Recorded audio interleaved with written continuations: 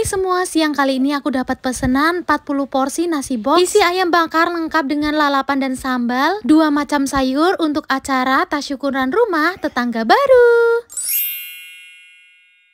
Jam 9 pagi aku langsung ngaron nasi. Untuk 40 porsi ini aku pakai 4 liter beras ya, geng. Sambil nunggu ngaron nasi di sini aku mau cuci ati ampela. Sepasang ati ampela tuh harganya 1000-an, geng. Ati ampelannya bener-bener aku cuci bersih. Dan ini ati ampelannya bakalan jadi campuran sambal kentang ati. By the way, ini pesanan sebelum puasa kemarin. Aslinya aku nggak mau nerima pesanan lagi karena udah mau masuk puasa dan aku harus nyiapin pesanan kue kering. Tapi karena keuntungan jualan catering ini lumayan, bisa dapat untung 300 ribuan, jadi aku langsung ambil. Karena sebentar lagi lebaran dan aku butuh uangnya lumayan banyak untuk mudik. Seperti yang kalian tahu, aku tuh mudik ke 2 kota. Kotaku di Cilacap dan kota Pak Suami di Kebumen. Jadi aku harus bener-bener nabung dari sekarang buat persiapan mudik besok. By the way, kalian ada gak sih yang sama kayak aku kalau mudik tuh gak cukup uang 5 juta buat transportasi? Pernah aku sampai gak mudik karena gak punya biaya buat transportasinya, gengs. Oh ya, gengs, ini nasinya tinggal aku adang kurang lebih selama 45 menit. Dan lanjut aku mau goreng kentangnya. Ini aku goreng sampai setengah kering ya. Nah, kalau udah setengah kering kayak gini langsung aja diangkat dan tiriskan. By the way, ini tuh pesanan hari Sabtu kemarin tanggal 18